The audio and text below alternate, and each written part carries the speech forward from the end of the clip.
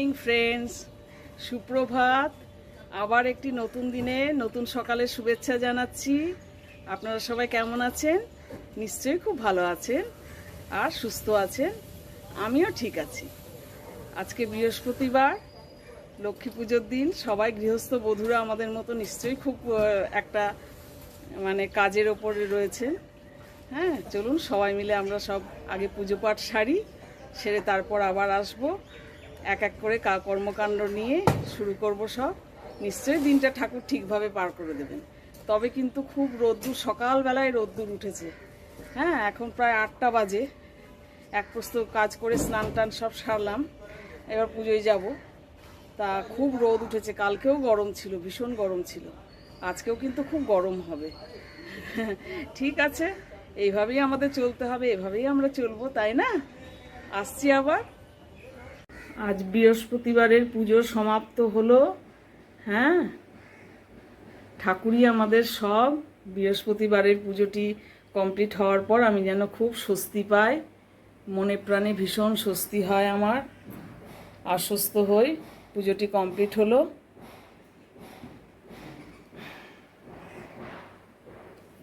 এইবার আস্তে আস্তে একটু কিছু প্রসাদ দিয়ে একটু কিছু মুখে দেব। হ্যাঁ, মুখে দিয়ে তারপরে আস্তে আস্তে রান্নার দিকে দেখব যে কি হয়। রান্নার দিকে যাবো। আজকে আমার জানেন তো রান্না বান্না করতে একটু দেরিই হয়। তা দেরি হোক, পুজো নিয়েই থাকতে আমার ভালো লাগে। একদিন না হয় একটু দেরিই হবে, তাতে কি হয়েছে, তাই না? আমাদের গৃহস্থ পরিবারে তো এটাই তো আসল, পুজো পাঠ সঙ্গে তার সাথে সংসার, এটাই তো আসল বিষয়, না? সবজিগুলো সব কেটে ফেললাম। এই উচ্ছে ভাজা করব, একটু মুগ ডাল করব, ঝিঙে পোস্ত, আর এই কুমড়ো আলুর তরকারিটা করে রাখবো ওবালাকার। আর দই রয়েছে। হ্যাঁ, আজকে তো আর বিশেষ কিছু করতে পারবো না। মিস্টারের এসে খেতে অনেক দেরি হবে। আজকে আবার বাইরে কাজ পড়েছে, বাইরে ওনাকেও বাইরের অফিসে যেতে হবে। কাজে কাজে উনি এসে অনেক বেলায় খাবেন, আর বেলাতে খেলে পরে খুব বেশি উনি খেতেও পারবেন না। হ্যাঁ, অল্প খাবেন।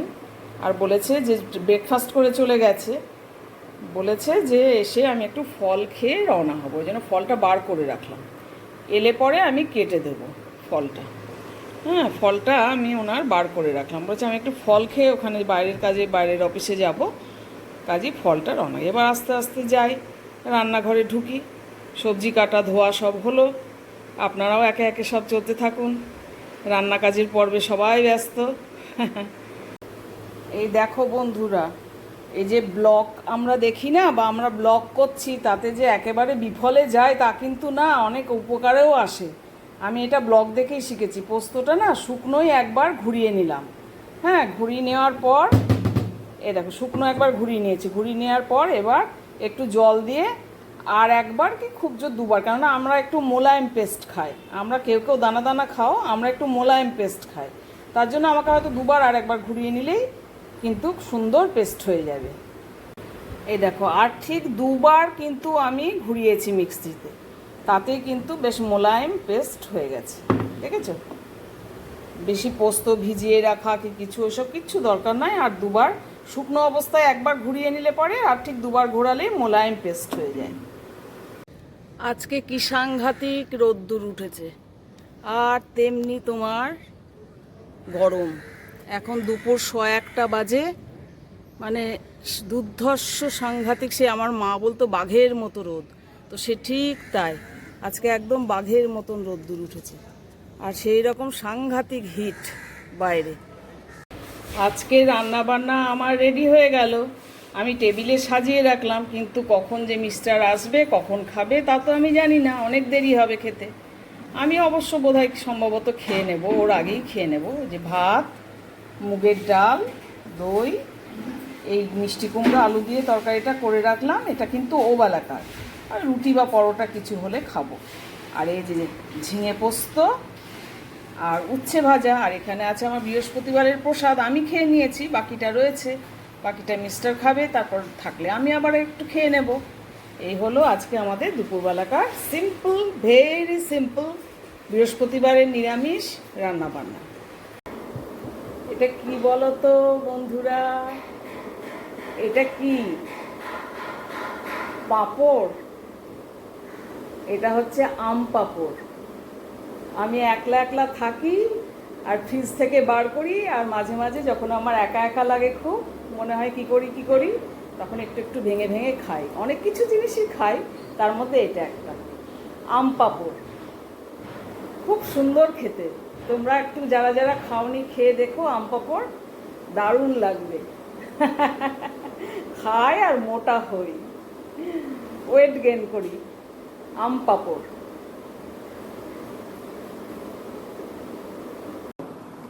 বন্ধু মানে খানিক হাসি, খানিক গল্প, খানিকটা পথ হাঁটা। বন্ধু মানে মনের কথা যা কাউকে যায় না বলা। যতই নামে গভীর রাত্রি, ঘন আধার কালো, বন্ধু মানেই লক্ষ্য খুশি, লক্ষ্য তারার আলো। বন্ধু মানেই ভোরের রাঙা সূর্য হাস্য আকাশ। আর যা কিছু হারাই হারাক, বন্ধু তুই যেন না হারাস। তারপর সান্ধ্য আলাপে একটু চলে এলাম। সন্ধ্যাবেলা উতরে গেছে, সন্ধ্যা দেওয়া হয়ে গেছে। হ্যাঁ, আর একবার চা খাওয়াও হয়ে গেছে, আমার সেই স্পেশাল আদা চা। আমি ভাবি একটু গ্রিন টি করে খাবো। ঘরে এত গ্রিন টি জমে আছে, এক ডাব্বা ভর্তি গ্রিন টি, প্লাস এখানে একটি প্যাকেট ভর্তি। সেই ডাব্বাতে যতটা পেরেছি ঢেলেছি। কিন্তু গ্রিন টি আমার খেতে একদম ভালো লাগে না, জানেন, কষকষ লাগে। হ্যাঁ, কেনা হয় সব কিছু জিনিস, কিন্তু কোনো জিনিসটা না ভালো লাগে না বলে খাওয়া হয় না, আর তার জন্য নষ্ট হয়। গায়েও লাগে, যখন তাকায় দেখি তখন ভীষণ গায়ে লাগে। আমার সে স্পেশাল আদা চা। আর তারপর দুধ চা, একবার দুধ চা খাই। দুধ চাটা খাওয়া হয়নি, খাবো, আদা চাটাই খেয়েছি। হ্যাঁ, তারপর আপনারা কেমন আছেন? নিশ্চয়ই খুব ভালো আছেন আর সুন্দর আছেন, সুন্দরভাবে দিনটা কাটাচ্ছেন। হ্যাঁ, কী কী রান্নাবান্না হলো? নিশ্চয়ই খুব ভালো মন্দ খুব ভালোই হলো, কেননা আমার মতন তো আবার সিম্পল রান্না কেউ খেতে পারবেন না, অনেকেই খেতে পারবেন না। হ্যাঁ, কাজেই ভালো মন্দ ভালোভাবেই হলো। খাওয়া দাওয়া, সারাটা দিন কাজকর্মের মধ্যে কেমন কাটছে, আর গরম কেমন লাগছে বলুন। যারা রান্নাঘরে আছে, রান্নাবান্না করছেন, তাদের গরম কেমন লাগছে আজকে? আজকেও কিন্তু প্রচণ্ড গরম, একদম প্রচণ্ড গরম। আর ঘাম গরম, উফ বাবা গো মা গো, ভীষণ। কালকে সন্ধ্যাবেলা একবার ঝড় উঠলো, কিন্তু ধুলোই ব্যালকনিটা ভর্তি হয়ে গেল। জামা কাপড়গুলো তুলে নিলাম, কিন্তু ধুলো ঝড় হলো। মানে একটুখানি দরজাটা জাস্ট খুলেছিলাম ব্যালকনিতে যাওয়ার জন্য, জামা কাপড় তোলার জন্য, ঘরটা ধুলো হয়ে গেল। হ্যাঁ, ঘরের ভেতর ধুলো ঝড়, বৃষ্টি হলো না, একটুও বৃষ্টি হলো না। এক ছাড় ভালোই ঝড় হলো এক পক্ষ। আর আজকে একদম বাঘের মতো তেজ নিয়ে রোদ্দুর সকাল থেকে। কিন্তু কি করা যাবে, এই নিয়ে আমাদের চলতে হবে। শীত, গ্রীষ্ম, বর্ষা, হ্যাঁ, শরৎ, হেমন্ত, এসব যে কি হয়, কখন যে হেমন্ত বসন্ত যে কীভাবে চলে যায় কিছু বুঝতে পারি না। হ্যাঁ, কিছুই বুঝতে পারি না, ফিল করতে পারি না। ওই গরম, বর্ষা আর শীতটা অল্প সময়ের জন্য আসে আমাদের, শীতটা বুঝতে পারি। হেমন্ত বসন্ত কিছু বুঝতে পারি না। ওই হোলি খেলার দিনই খালি বসন্ত। আর সিজনাল আমরা তাকে আহ্বান করি, সিজনাল হিসেবে আমরা তাকে এনজয় করি হোলি উৎসবের মাধ্যমে, কিন্তু তার ছোঁয়া পায় না। গরমের যেমন বাবা গো মা গো ছোঁয়া, কিন্তু হেমন্ত বসন্তের কোনো ছোঁয়া কিন্তু, মানে অনুভূতি কিন্তু কিছু পাই না, ফিলিংস কিন্তু আমি কিছু পাই না। যাই হোক, এভাবেই সবাই চলছে, সবারই সেই তাই, একই কথা। সবাই কি করলেন রান্নাবান্না, তারপর সারাটা দিন আনন্দ উৎসব হই হল্লা। যাদের সংসারে ফ্যামিলি মেম্বার বেশি তাদের তো খুব মজা। হ্যাঁ, আর যারা এখন সন্ধ্যাবেলায় কেউ সান্ধ্য মানে ভ্রমণে বেরিয়েছেন, ওয়াকিংয়ে বেরিয়েছেন, হ্যাঁ, তারপর ফিরবেন, আবার ডিনার করতে হবে। আমারও ডিনার করতে হবে।